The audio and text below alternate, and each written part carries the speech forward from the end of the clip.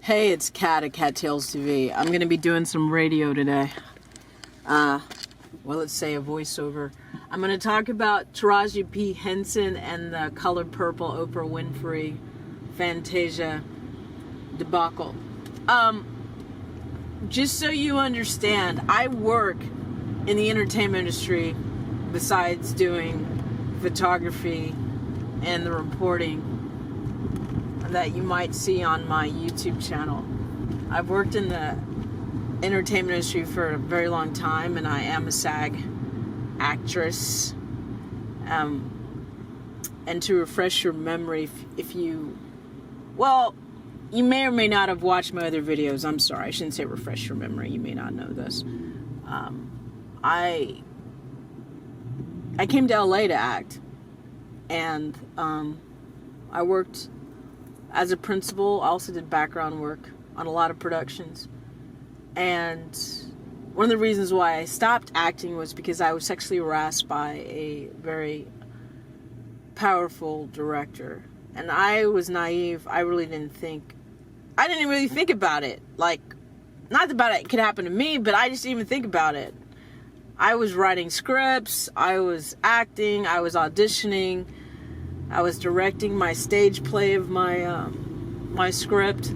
So I really wasn't thinking about what we all seem to know now, what goes down in this town, okay? I don't know if it was being naive, I don't know. I just didn't think about it. But what I can say is, working on everything from music videos to commercials to films to TV shows to sitcoms,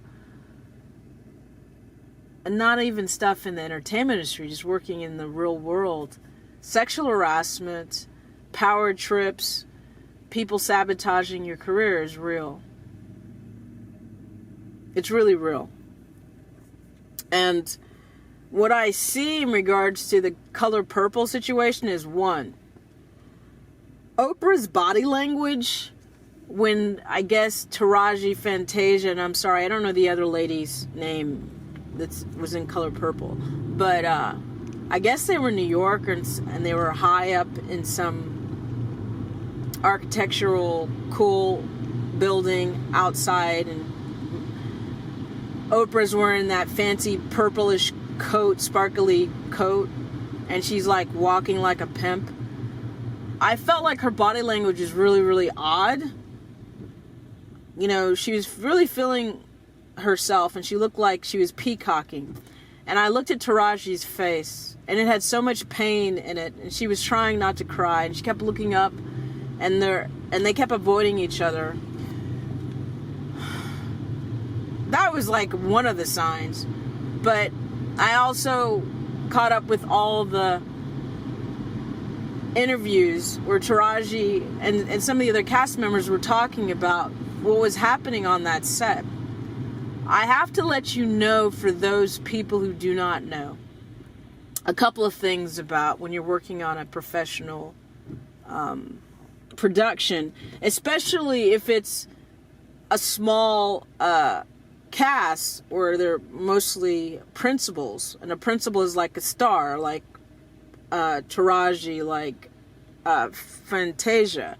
It looks like there's three major leads in that movie that were on the posters and all the marketing material.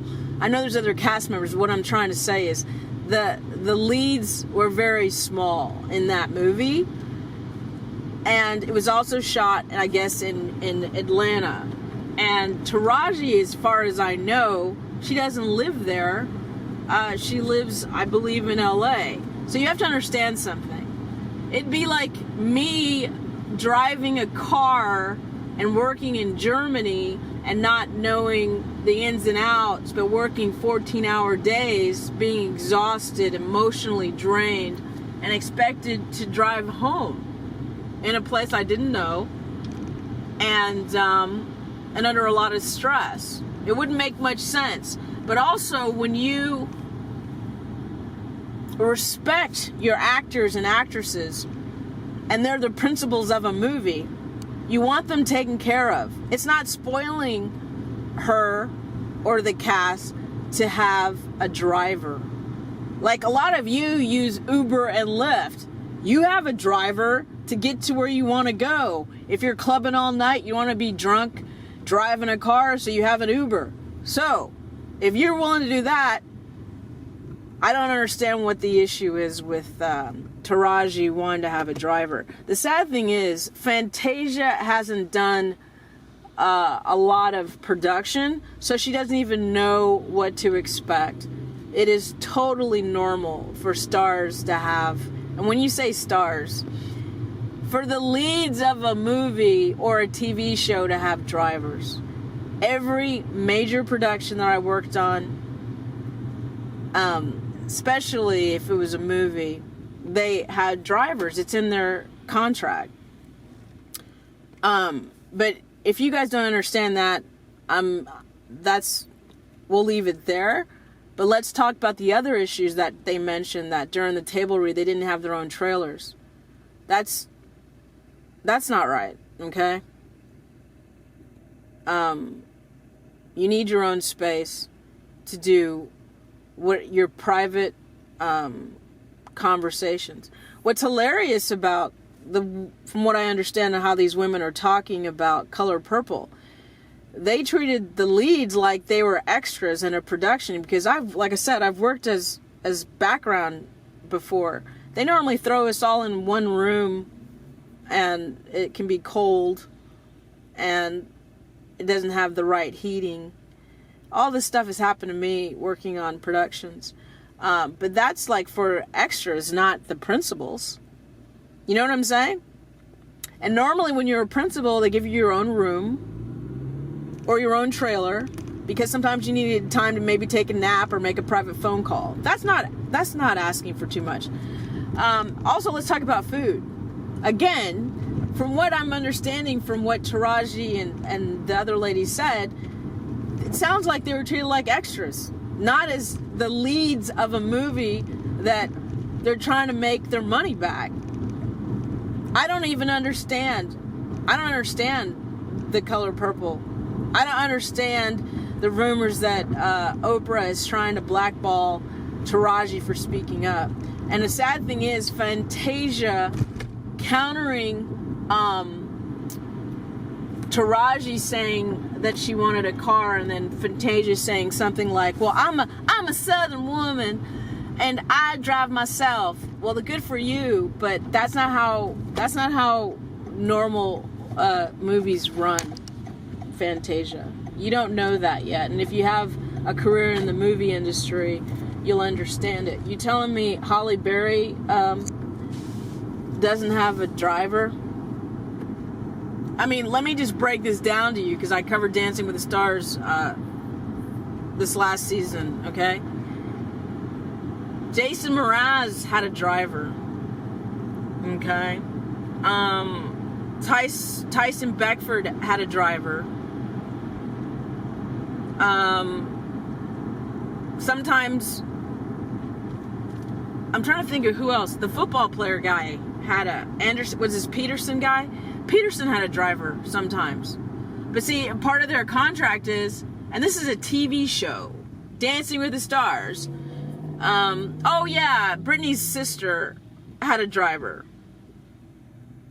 It's also for insurance, to make sure that they're able to complete their movie, to have a driver. You know what I mean? It's like, I really don't understand. Sometimes I think there's people paid to write nasty comments on social media to try to manipulate the people who don't know stuff, their mindset, to brainwash people to think a certain way, to move them like a cattle. Yeah, because you guys, if you don't know, and if you really think that it's unusual for someone to have a driver, then you're not using common sense. But I worked on a set once before SAG, which is Screen Actors Guild, okay? It stands for Screen Actors Guilds. And some other unions several years ago, they fought to change the rules of how long people could work on a set, because the hours before were unregulated. Just like having child labor in the last century. There was a time where there were so many injuries and deaths. Let's say if you're working at a factory, if you were a kid working in a factory in the early 20th century, they had so many deaths and so many injuries that they changed child labor laws. So fast forward, I don't know what decade it was, but they changed the amount of hours a crew and a cast could work on a production, because they had so many people falling asleep and being killed or injured on their way home from a set. And they also made it mandatory. There was a certain amount of time you had to have a turnaround time to be able to rest and then come back to the set. So a lot of you people may not know the rules of the Screen Actors Guild, or what happens on a set, or what you're supposed to expect. I've worked on a set where they treated the background like absolute shit. And it's hilarious too, because it was on Fairfax where we shot it. I don't even know if they actually did the episode, but it was so bad. Well, the hilarious thing is it's raining right now, but it was raining the day we shot this show. The other funny thing was, because my brain is intentionally making me forget what the name of that show was. But what ended up happening was it was raining. And they had the trailers where we would get costume fitted and checked out by costumes, and where they had the place where the background, if they had to change clothes, where they went. So anyway, because it was raining, it was in a parking lot that was made out of mud. So everybody's stuff was getting dirty. Like if they had a suitcase or a backpack or something and they had to put it down somewhere, it was getting dirty. And their shoes were getting dirty from mud. And even the costumers were like freaking out, like, what the hell? But what was hilarious about this TV show was, it was supposed to be about, was it Nigerian people who were from Nigeria coming to America. And, I forgot what the word is right now, but I think my brain is literally trying to get me to forget what actually happened. But because they wanted like the real thing, they actually did a posting looking for people from Nigeria, to be on this production. And well, the funny thing is, my skin got even more dark because I work out at the beach. Ever since COVID, I've been working out at the beach religiously. So my face is darker now than it ever has been. Not that they're a problem, but the reason why I bring that up is that all of a sudden I started getting a lot of people from Africa roles. Not African Americans, but people from Africa, because my skin tone got even darker. So, we get onto the set, and you have, oh my God, my brain is so slow today. Craft service. You're supposed to be able to, go to craft service, especially if you're union. And sometimes they treat non-union people like shit, but sometimes they treat union people like shit. But it was so bad that the craft service was treating people very, very rudely. Like, they would ignore us if we were trying to get something. What was she? Like, the second AD, she would try to, like, tell us not to eat stuff or whatever. It was just really bad vibe. But the other hilarious part of this thing was, when it came to that production, because we had to be costume fitted, all the costumers were white. But yet they wanted us, what the hell is going on? They wanted us to, there's a line of people I don't know what they're for, but it's huge. Anyway, they were all white people, costumers, deciding what Nigerians look like. And so they made us look very, very homely, you know, no jewelry, you know, the head wrap, you know, not showing the hair, all this other weird shit. And, you know, they thought they were doing a great job. Well, when we get to the set, there was this gorgeous girl, absolutely stunning, and she's wearing very bright colors, and she's got jewelry, and I was like, oh my God, you're gorgeous. And she's like, oh, I'm actually from Nigeria. And she's like, I don't understand what the costumes are doing, because we don't dress like the way they have us dressed. So the reason why I bring this part of the story up is because these white costumers and productions are depicting what they think people from Africa look like. This lady was from Africa, and she goes, I'd look like this when we go to the store. And she looked gorgeous. Oh my God. Bright colors, jewelry, fantastic. But still wearing the head wrap, but gorgeous. And all I'm trying to say is they have their own theory of what we look like, how we treat each other, and they perpetuate their stereotypes. But getting back to that set was so bad. And again, a lot of the people on that set, the background, they'd never worked on a show before, so they didn't know that they were okay. It was all right for them to eat food, and they're supposed to be able to be in a holding area that had chairs and space, because it was still during COVID. We were in some restaurant, and the chairs weren't set up where we could sit, and it was just like we're all stacked on top of each other. So someone ended up calling SAG, and SAG stood behind me, because they have reps that make sure sometimes if there's something bad happening on the set, they'll come to the set and they'll check it out. So the people at craft service didn't know the people behind me were SAG, and I went in front to act like I was going to get food, and they literally showed their ass. They were ignoring me and being really, really rude, and SAG saw it. The two people that came from SAG office, they saw that. And then we went back to where the holding area was, and the white woman who is the second AD comes in there, and she's like, I don't know what happened, but SAG's here, and someone contacted them and said that you guys couldn't have food. She's like, I told you when you first got here, or her assistant told us that we could have food. And I was so outraged, because I knew she was lying, that it literally came out from my stomach.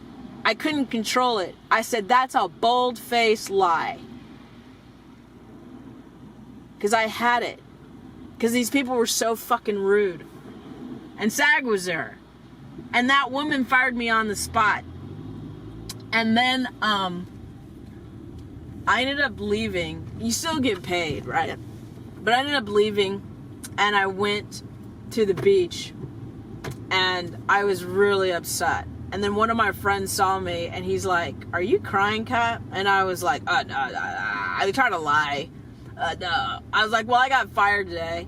And I told him what happened. He's like, you know, that's the price sometimes you pay by telling the truth. But I know I did the right thing, because I was standing up for other people, and other people didn't have the balls to do it. But the reason why I bring all that back up is because Fantasia doesn't know what to expect on a set. When you're a principal, you're supposed to be treated with a certain level of respect. Point blank. You're supposed to have food, at the very least. Supposed to have a trailer. You're supposed to have a driver if you're in another state. That's just common sense. So Oprah acting like she didn't know and all this other crap, that's a bold-faced lie. Let me tell you something also. Steven Spielberg, I met him in New York while he was shooting West Side Story. and there's a video on my YouTube channel you can watch. Steven Spielberg gave everybody that came to that worked on West Side Story, even if they were non-union, he gave them a union voucher. I was so impressed about that I posted it all over social media. He was very, very kind from what, how he interacted with me, and he interacted very nicely to someone that I met who was in a wheelchair. So I only had good things to say about him. The interesting thing is, he's one of the producers of that show. So all I want to say is, they do treat black women different. And they treat people who do not know how they're supposed to treat us, they treat us different. So I'm just bringing this up to you so you understand. Taraji was correct. They didn't like her speaking out. They don't like me speaking out about stuff that's going on with my YouTube channel and them demonetizing it and doing all this weird stuff. They want us to be slaves.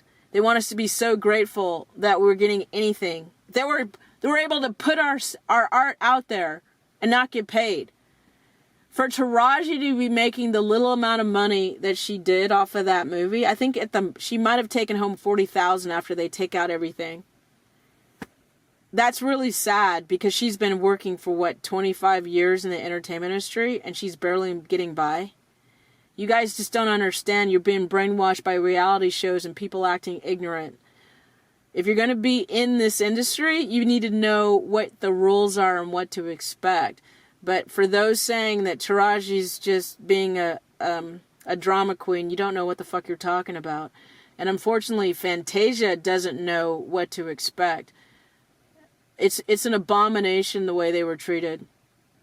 I know what it's like to be treated like shit on a set. I know it's like to be shitted on in multiple areas. That's why I think I have the right to speak. But because I do work in the entertainment industry, I do know. I know what it's like to be treated well. I know what it's like to be treated poorly. And then all I can say is this. Having a production is like being a good host if you're a producer. You should take care of your guests. And if you want a great movie, you should take care of your cast and your crew. You treat everyone with respect. I've heard great things about Christopher Nolan. I've heard great things about Clint Eastwood on his set. People love to work for him. I'm trying to think. But anyway, you want the best out of your people, because you get the best out of them, they're going to give you the best. But treating them like shit seems to be a power trip. And based on the way Oprah Winfrey was walking like a peacock, and also in another interview where Gayle King's there, and Oprah says, I don't know why my name came up and Taraji's not there, and Fantasia said something about, I'm a Southern woman and I want to drive myself. And Gayle is controlling the conversation. Fantasia keeps saying, I'd like to say something. I like to say something. And literally that fucking Gayle King puts her arm on Fantasia to shut her the fuck up. You gotta watch body language. I do not like Gayle King for multiple reasons. And I do not like Oprah because Oprah was fucking around with, what is his name? John of God. And also Harvey Weinstein. And also some of her kids are missing in Africa from her school. Oprah doesn't seem to be a legit person. And I don't know what's going on. I really don't. But I don't like the way she was acting in regards to the situation. And allegedly Taraji is blackballed. Which wouldn't surprise me, because this town is evil and very punitive. But if Steven Spielberg produced this and was okay with those women not having a driver and having poor food and not having trailers, that's insane. But also Taraji mentioned that about Empire, that trailers that didn't have bugs in it. They get away with treating people like shit because people don't know how to be. They're not used to being treated well. They don't know the difference. And when you have somebody like Fantasia that hasn't worked that much, they use that person against the person that has worked and knows what to expect. But believe me when I say that what I heard about Christopher Nolan and how he runs his set, no way in hell Taraji would be treated that way. But for some reason, Oprah likes to power trip. And she seems to be obsessed with the history of the negative stereotypes. Like that's all we have is the past of black filmmaking. In other words, doing The Color Purple over again is weird to me. I don't get it. Whatever. There's other stuff that we need to do. And it reminds me of the story about, oh my God, the woman that played Lieutenant Uhura. I believe Martin Luther King talked to her and told her, you need to do this role because we need to have black people in space. You don't understand the importance of having heroes. One of the reasons why I've done some of the things that I've done is because I thought it was important to have black heroes. People don't understand why I did Catwoman. Yeah, if you don't know, I did Catwoman on Hollywood Boulevard. But I felt like, one, I loved Eartha Kitt's version of Catwoman.